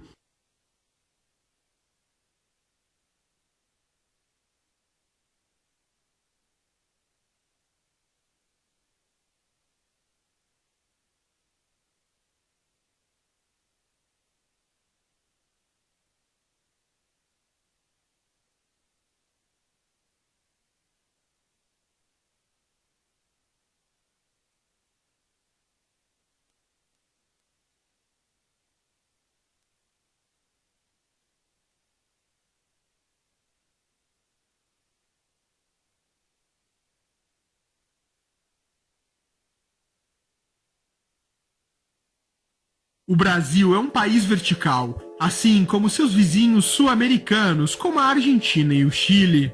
Então, grandes projetos que visam integrar os países de norte a sul são realizados pelo governo, como a BR-116, a maior rodovia do Brasil, que tem 4.660 quilômetros, ou a BR-101, BR-364, BR-163, ou, por fim, a 153 e a 158. Todas atravessando o país. Esse montante de rodovias ajudam na logística do Brasil e facilitam a movimentação pelo país, mas ainda assim é um transporte menos eficiente, sendo mais perigoso e caro que uma ferrovia.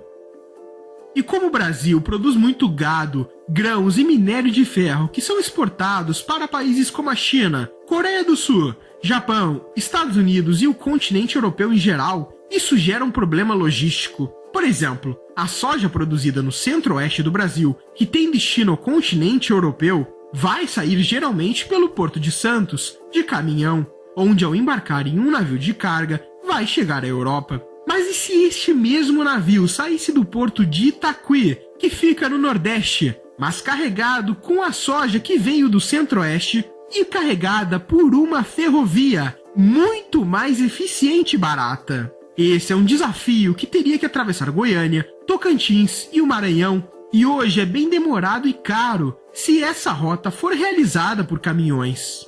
Então, visando resolver parte dos problemas logísticos do Brasil e finalmente conectar o país de norte a sul, existe um projeto que está parcialmente finalizado e poderá ser concluído no futuro, chamado de Ferrovia Norte-Sul, que conectará 9 estados brasileiros diretamente por uma única ferrovia e vai transformar o Brasil. E para entendermos isto, temos que olhar tudo mais a fundo.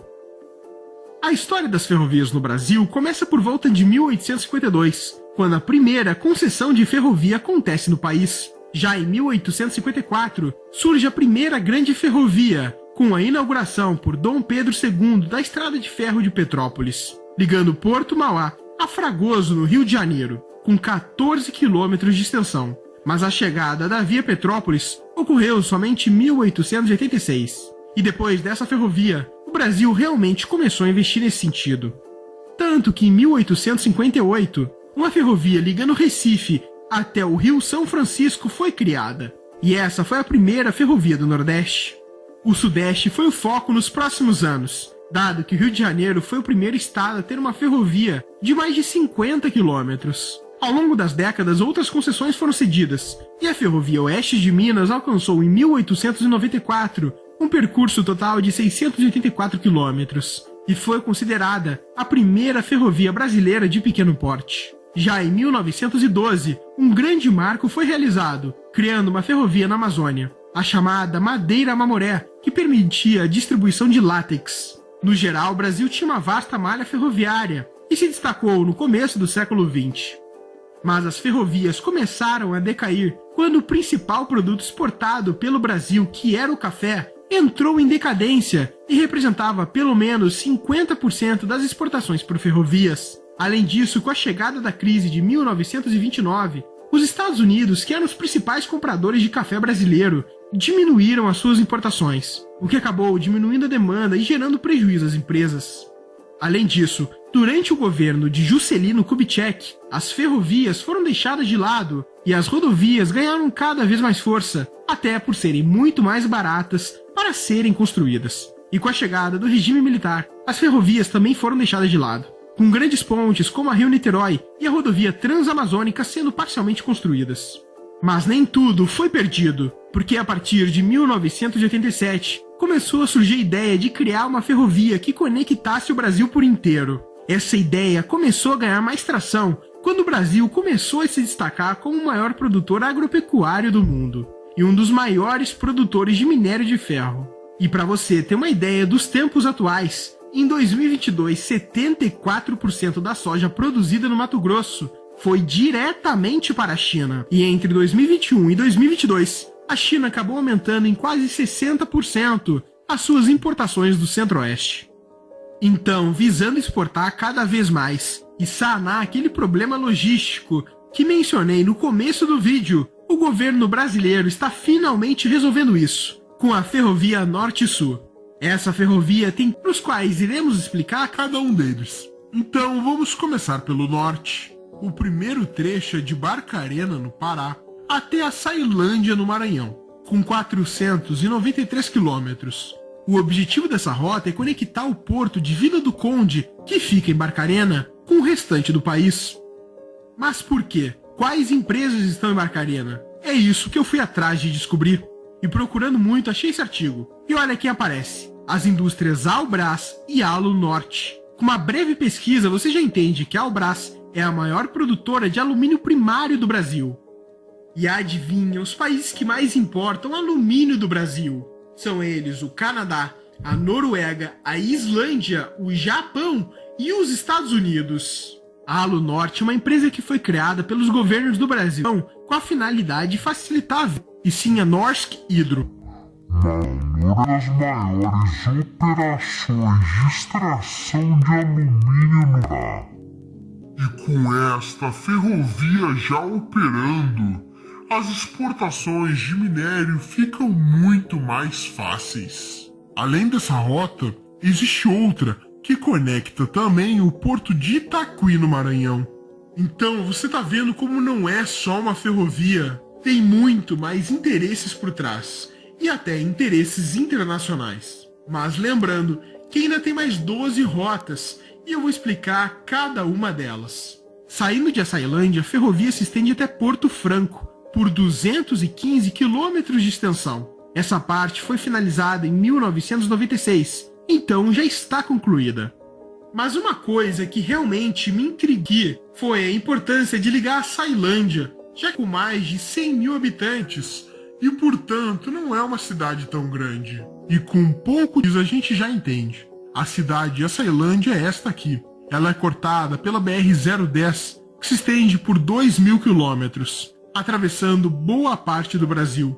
Mas o que eu foco aqui mesmo é esse pequeno ponto no mapa, que se a gente der um zoom, vemos o Distrito Industrial do Pequiá, onde 5 grandes indústrias siderúrgicas estão instaladas para a produção e exportação do ferro gusa. E de acordo com a prefeitura, além destas indústrias, a cidade também é uma distribuidora da Petrobras e o segundo maior entreposto da Vale no Maranhão. Lembrando que a Vale é a maior produtora de minério de ferro do país. Então é claro o objetivo de construir uma ferrovia pelo Pará. Mas saindo dessa rota, a gente vai para a ligação ferroviária entre Porto Franco, no Maranhão, e Aguiarnópolis, no Tocantins. Esse é o menor trecho da lista. São apenas 42 quilômetros. E o mais interessante que eu descobri sobre a ligação de Porto Franco até Aguiarnópolis é que a zona industrial de Porto Franco surgiu logo após a construção da ferrovia. Essa zona fica entre as duas cidades. A ferrovia Norte-Sul passa pelo meio dessa zona industrial de Porto Franco. E aqui tem grandes indústrias como a Agrex do Brasil, que basicamente tem negócios na área agropecuária, produzindo fertilizantes, sementes e por aí vai. A Cargill também está aqui, e compra e vende grãos para fabricantes de produtos alimentícios. Além delas, a Bunge Alimentos também está aqui. Isso nessa área esquerda. Já à direita tem a DM do Brasil, que trabalha com processamento de soja. Por sua vez, a importância geográfica da cidade de Aguiarnópolis também foi decisiva para a localização da ferrovia Norte-Sul. Isso porque, para conectar o Maranhão ao Tocantins e depois chegar até o Centro-Oeste, em algum momento, a ferrovia iria ter que cruzar o rio Tocantins, que corta o estado. E Aguiarnópolis tem um dos trechos mais estreitos desse rio, o que permitiu a construção de uma ponte menor. E foi exatamente isso que aconteceu. Foi construída uma ponte rodoviária e uma ponte ferroviária paralelamente, que finalmente nos leva para o nosso próximo trecho, entre Aguiarnópolis e Araguaína. Esse trecho tem 114 quilômetros e adentra ao interior do Tocantins, que tem 60% da sua economia baseada justamente na agropecuária, que é o maior objetivo da Ferrovia Norte-Sul. Na verdade, os próximos 3 trechos cruzam exclusivamente o estado do Tocantins. São eles o trecho de Araguaína, Colinas de Tocantins, que tem 153 quilômetros. Depois, o trecho que vai de Colinas do Tocantins até Guaraí, e tem 100 quilômetros. E por fim, desta cidade vai até Capital Palmas, e tem 150 quilômetros. E daqui, segue diretamente para o Goiás, no nosso próximo trecho, que tem 456 quilômetros. E o mais interessante é que todos esses trechos de Tocantins já foram entregues. Mas se essa ferrovia já existe, como que os grãos são transportados da ferrovia para os portos? Para os grãos saírem das fazendas e chegarem até os portos e fábricas, eles têm que percorrer o seguinte caminho. O primeiro passo é, obviamente, caminhões saírem carregados de grãos das fazendas. Após isso, os caminhões vão até um terminal de grãos, onde a soja e o milho, por exemplo, ficam armazenados. Esse terminal, por sua vez, é ligado à ferrovia. Os grãos ficam armazenados em silos e quando o trem chega, os grãos são despejados nos vagões e carregados nos trens. Por fim, os trens vão para o destino final, nesse caso aqui, os portos. E para efeito prático, o Tocantins tem o terminal de grãos de Porto Nacional. Está a cerca de 26 quilômetros da capital Palmas e tem como objetivo exportar os grãos do Tocantins até o porto de Itaquí, no Maranhão.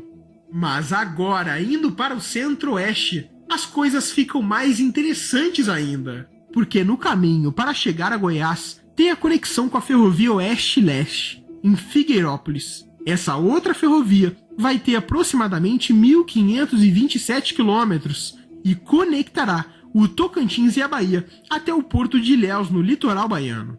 Pela ferrovia, será escoado minério de ferro produzido na região de Caetité, na Bahia, e a produção de grãos e de minério do oeste da Bahia pelo Porto Sul, que será construído em Ilhéus, além da produção de grãos do Centro-Oeste também poder ser exportada por aqui. Nosso próximo trecho fica completamente em Goiás, entre Uruaçu e Anápolis. Tem 280 quilômetros. Esse trecho, além de atravessar o estado de Goiás, que produz 10% da cana-de-açúcar brasileira, 10% da soja e 11% do milho, também está conectado a outra ferrovia, nesse caso a Ferrovia Centro-Atlântica, que integra o interior de São Paulo, Minas Gerais, Bahia, Rio de Janeiro e o Espírito Santo. Agora, faltam 4 rotas e 5 estados. Então, vamos dar continuidade ao trecho Ouro Verde, Estrela do Oeste. Tem incríveis 684 quilômetros e também já está concluído. Na verdade, um pequeno trecho que faltava foi entregue em maio de 2023. Mas antes, em 2021, a Rumo, que opera essa rota, inaugurou o terminal de grãos de Rio Verde. Esse é o maior terminal logístico que a Rumo possui nessa rota. Tem capacidade para 11 milhões de toneladas de grãos por ano.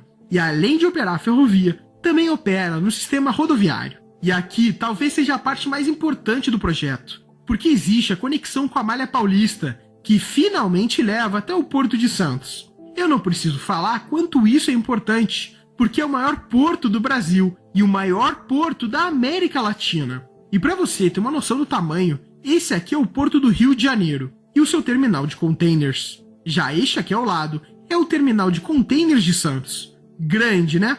Pois é, mas esse é só um, porque tem mais. Um ao norte e o outro mais ao sul. Só que também tem os terminais de grãos do porto. E por aí vai. A maioria das ferrovias que eu mencionei até agora já estão concluídas, mas tem outra parte que ainda não está, que é o trecho entre Estrela do Oeste até Panorama em São Paulo. Teria 264 quilômetros. Mas, sinceramente, sobre esse trecho eu não encontrei muitas notícias, e parece que foi deixado de lado.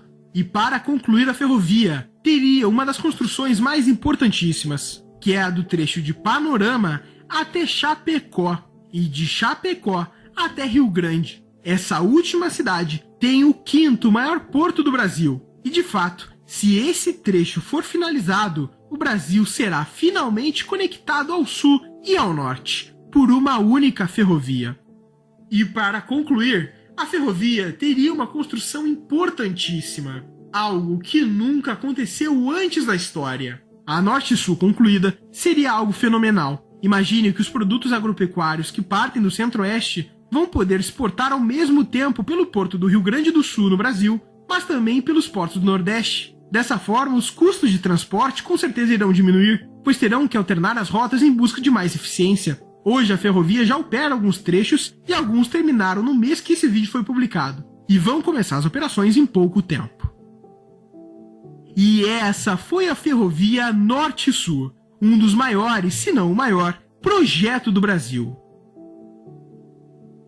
Agora, eu quero falar com você que tem uma empresa ou produto próprio. Eu tenho que te explicar que ter um domínio na internet ou um CNPJ não é garantia da sua marca ser realmente sua. Eu vou dar um exemplo. Eu não tenho até hoje o domínio da minha marca na internet. Isso pertence, na verdade, a outra empresa.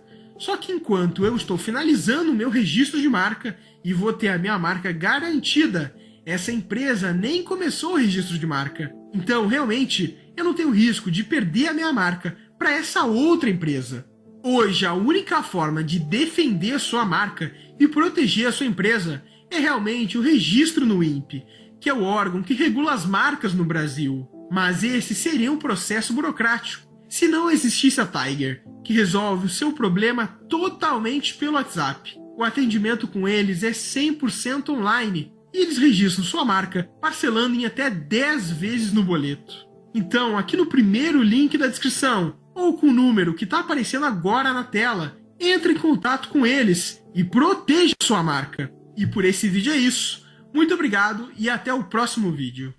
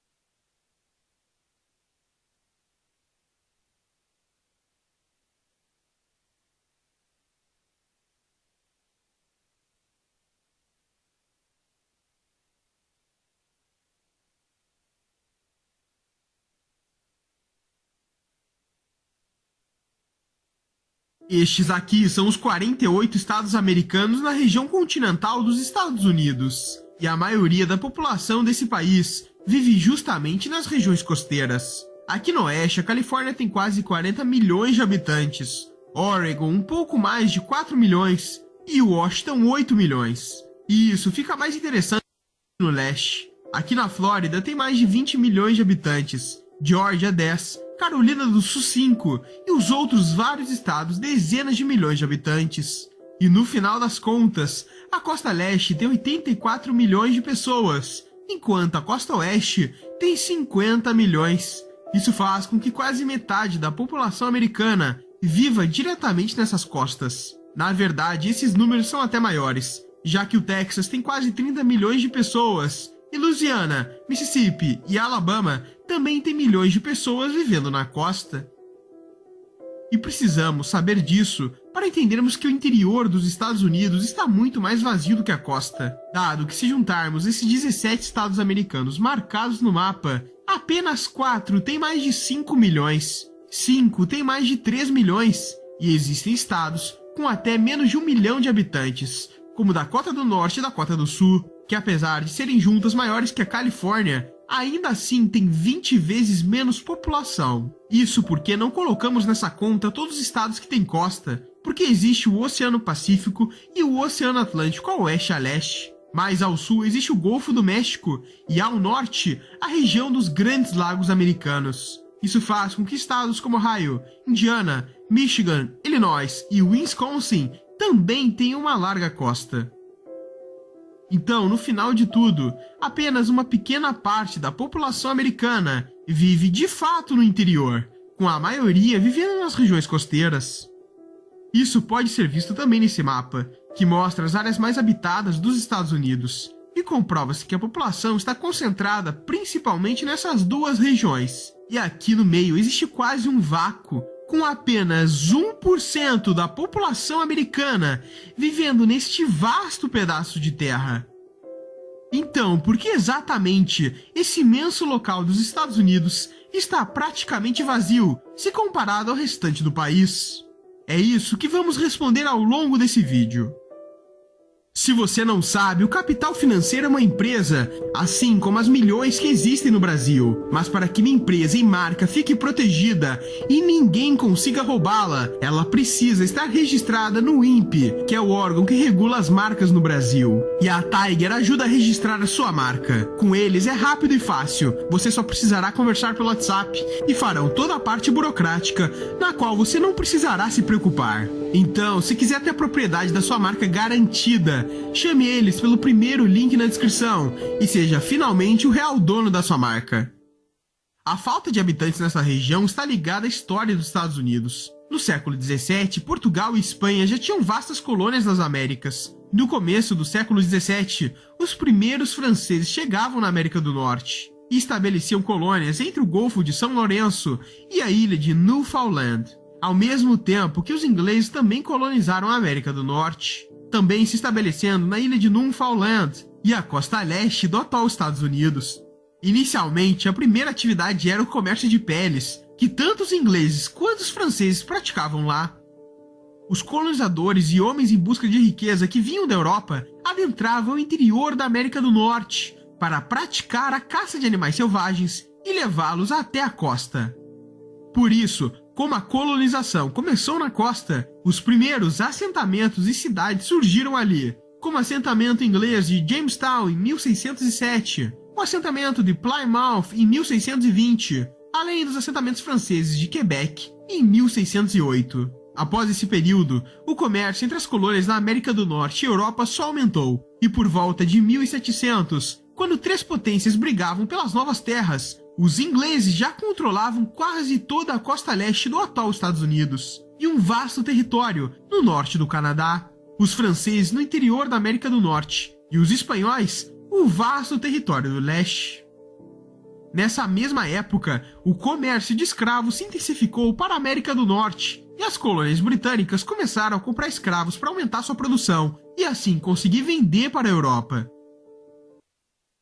Esse foi um dos motivos que fez com que até hoje a população se concentre mais na costa. porque o sistema da Grã-Bretanha funcionava como um triângulo no Atlântico. Os europeus compravam escravos na África e vendiam por toda a costa das Américas. Da mesma forma que as fazendas e produção das colônias britânicas era principalmente feita ao sul da colônia e vendida ao norte, quando era exportada para os mercados europeus. E já em meados de 1700, grandes cidades se desenvolveram aqui, como Filadélfia, Boston, Nova York, Charleston e Newport, que são grandes exemplos de enormes cidades hoje em dia. Mas o interior da América do Norte ainda era muito vazio, principalmente com a guerra com os povos indígenas norte-americanos, que lutavam contra os colonizadores e também pelos franceses estarem presentes nesse território. Por isso, ainda não existiam enormes cidades no interior, onde se encontra essa atual região que concentra menos de 1% da população americana. Mas vamos voltar à história. Foi por conta disso que em 1754, disputas fronteiriças pela América do Norte começaram entre franceses e ingleses. Posteriormente, a Espanha se juntou com os franceses e os portugueses também ficaram ao lado dos ingleses. E podemos dizer que a partir daqui começou de fato a expansão britânica para o interior da América do Norte e o povoamento do atual Estados Unidos. Porque os britânicos invadiram grandes cidades francesas como Montreal e Quebec, além de lutarem por ilhas no Caribe. E com estas intensas vitórias inglesas, a guerra terminou em 1763, com o Tratado de Paris entre a Grã-Bretanha, França e Espanha. E após esse acordo em Paris, a Grã-Bretanha manteve a maior parte dos territórios que havia capturado os franceses na América do Norte, bem como a Flórida espanhola, várias ilhas do Caribe e outros territórios. Décadas depois, no fim do século XVIII, as colônias britânicas se transformaram no atual Estados Unidos, que conquistaram suas independências. Em 1800, os Estados Unidos não tinham nem 1/3 do território que tem hoje. Então, a população se concentrou mais na costa por grande parte da sua história, o que explica o leste ter ficado mais povoado e o interior menos povoado. Para se ter uma ideia, vamos traçar um círculo no meio do país. Dentro desse círculo, tem quase a mesma população que essa outra parte na costa. Mas mesmo assim, a costa oeste, que fica do outro lado, ainda tem mais população que a região central dos Estados Unidos. E como isso foi possível? Isso começou em meados de 1800, quando o atual Estados Unidos era apenas uma região ao leste. Mas também existia a Louisiana, que era da França, o território do Oregon, que era do Império Britânico, Flórida espanhola e a Espanha, que controlava grande parte do oeste. E o que deu início à conquista do oeste foram as diversas guerras que estavam acontecendo na Europa. Napoleão Bonaparte e a França eram uma potência com territórios na América do Norte e precisavam de dinheiro para financiar suas guerras. Por isso, ministros dos Estados Unidos foram à França para tentar comprar territórios e conseguiram fazer com que os franceses vendessem o território de Louisiana inteiro para eles por apenas 15 milhões de dólares na época, cerca de 300 milhões hoje em dia. Isso foi tão bizarro que os Estados Unidos pagaram na época 9 centavos por cada hectare de terra. Posteriormente, em 1818 e 1819, os Estados Unidos adquiriram território britânico ao norte e os territórios da Flórida ao sul, que eram da Espanha. Com isso, esse já era o território dos Estados Unidos. Mas foi então que, em 1821, o México conseguiu sua independência da Espanha e agora faziam fronteira com os Estados Unidos, mas os mexicanos ainda não sabiam que os Estados Unidos tomariam seu território. Isso porque o grande objetivo americano era ter total acesso ao Oceano Pacífico, e uma terra que abriu essa oportunidade era o Texas. Os Estados Unidos começaram a alugar terras por lá. Os mexicanos não gostaram disso, e isso acabou escalando para uma guerra entre os dois países. Várias batalhas foram travadas, e assim surgiu a independente República do Texas, que era praticamente um elo dos Estados Unidos. E com isso, o México sofreu diversas pressões naquela região, e por fim, depois de anos, resolveu vender toda essa imensa área pelos mesmos 15 milhões de dólares que a Louisiana foi vendida para os Estados Unidos. E foi nessa época que começou um incentivo do país para uma migração para o oeste, já que estava muito desabitado, e não poderia ter um território tão despovoado perto de seu maior inimigo, na época o México. Na verdade, esses territórios do oeste até tinham uma vasta população, mas era uma população indígena, nos quais os Estados Unidos tinham uma política de combater esses povos. Por isso, nesse século, houve o massacre de centenas de milhares de indígenas nativos da América do Norte, enquanto expandiram para o oeste. Por isso, foi realizado um grande incentivo para que populações europeias migrassem para os Estados Unidos, com a promessa de uma vida melhor.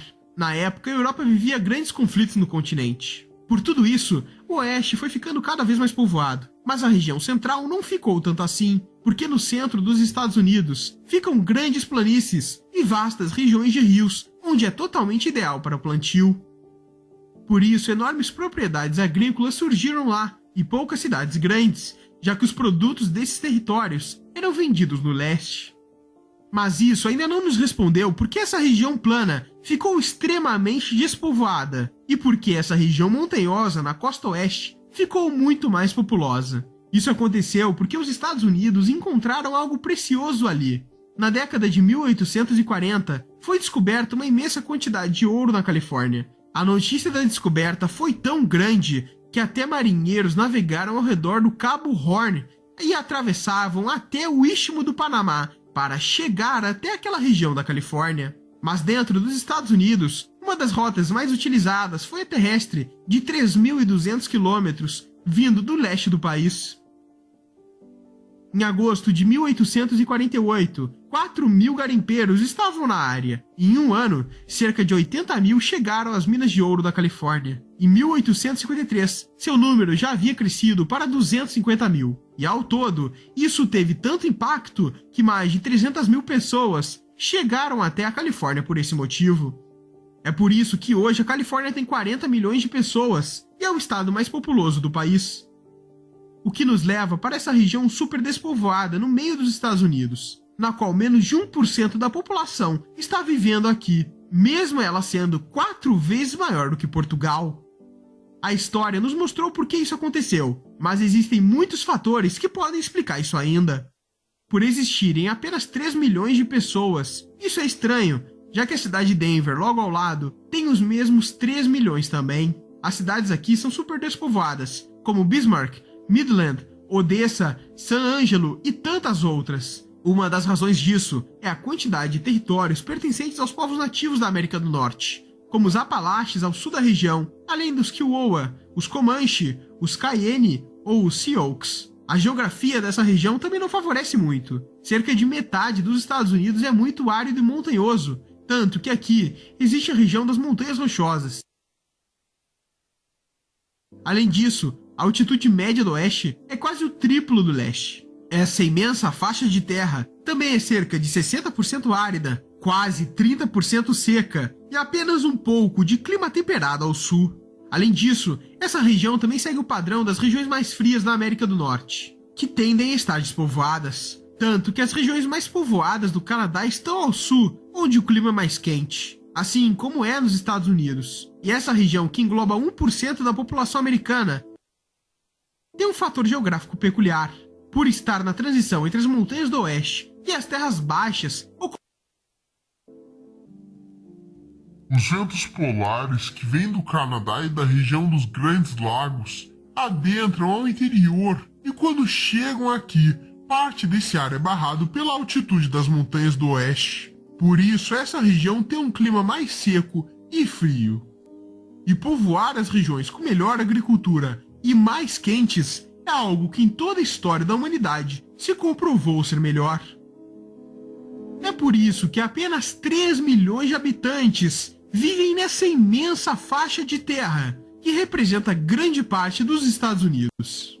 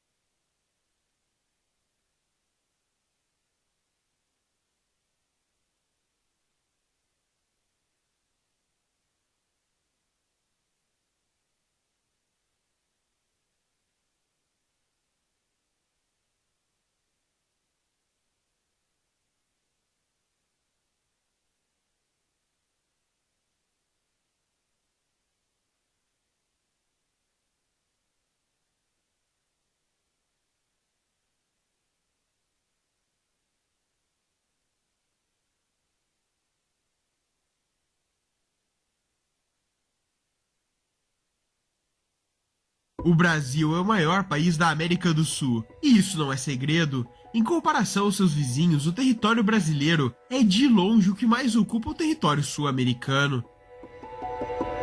E por isso sempre possui uma grande costa em toda a sua história. São mais de 7.000 quilômetros de comprimento, e por esse motivo teve acesso ao vasto Oceano Atlântico, o que possibilitou o país se tornar um dos mais influentes no Atlântico Sul. Mas parece que o Brasil não vai parar por aí, porque se as pretensões brasileiras derem certo, o país ganhará um território do tamanho da Groenlândia, e para isso acontecer, provavelmente só precisará esperar até 2024. E para entendermos tudo isto, temos que analisar mais a fundo.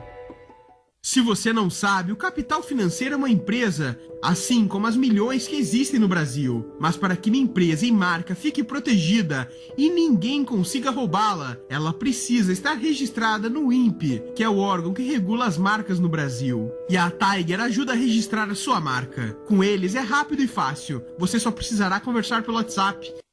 Farão toda a parte burocrática, na qual você não precisará se preocupar. Então, se quiser ter a propriedade da sua marca garantida, chame eles pelo primeiro link na descrição. Seja finalmente o real e o que pertenceria à Espanha. Em questão de territórios, e dessa forma o Brasil já tinha uma vasta costa já no ano de 1504, mas nessa mesma época Portugal também descobriu algumas importantes ilhas na costa brasileira, como Fernão Pedro e São Paulo, Ilha da Trindade e algumas outras regiões. Fernando de Noronha no início serviu como uma ilha de prisioneiros durante a sua história, mas hoje serve totalmente de base para as pretensões do Brasil em expandir o seu território. E até meados do século XX, essas ilhas na costa do Brasil só serviam para uma pequena base no oceano.